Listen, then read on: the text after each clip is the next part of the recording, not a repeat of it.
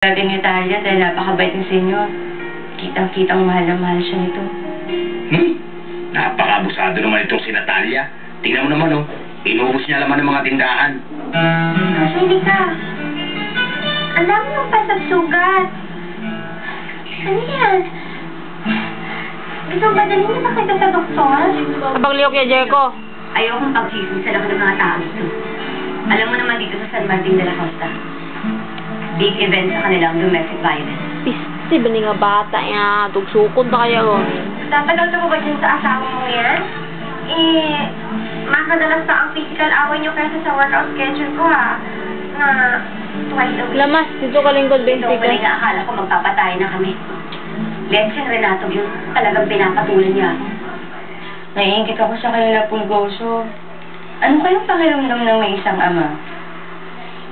Nasaan kaya yung mga magulang ko?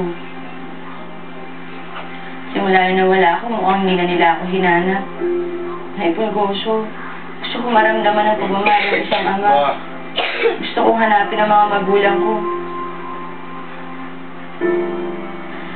Kung parusa ang mapangasawa ko si Renato, isa namang sumpang maging mahirap. Hindi mo alam kung ano pinagdaanan ko, Monica. Mahirap ako sa daga. Lahat ginawa ko. Ginamit ko ang katawan ko para lang makaalis sa papag at makahiga sa kotso. Ayoko nang bumalik sa nakaraan ko. Ayoko mawala ng pera.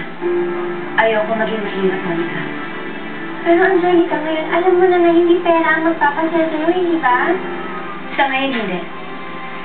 Pero balang araw, magiging masaya rin ako. Kapiling ng totoo kong mahal. Kaya hindi pwedeng mawala si Renato. Dahil pera niya ang gagamitin kong kapangyarihan para makuha ko si Celia. Ang tanga-tanga mo!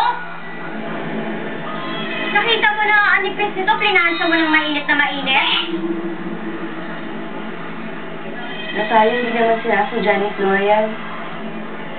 Hindi ikaw ang kinakausap ko. Alam mo ba kung magkano to, ha? Kulang pa sa sweldo mo sa isang buwan. Baka gusto mo kaldasin ko sa sweldo mong damage na ginawa mo dito. Natalia, Iha, hindi tayo nagkakaroon ng sweldo ng mga kasama natin dito. Flor, Delia, mauna na kayo. Gagabaan. Isang tingnan niya naman, o sinira niya. Natalia, damit lang ito. Ibabalitan to. Pero yung mga katulong na pwedeng pagkatiwalaan, naku, mahirap hanapin nun.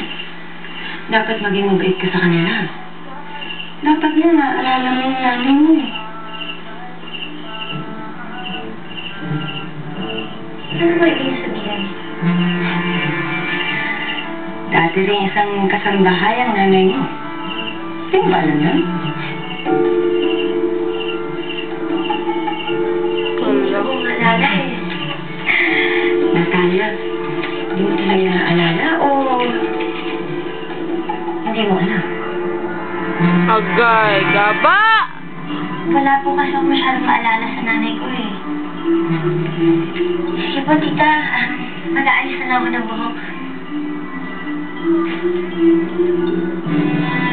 Baba, Lord!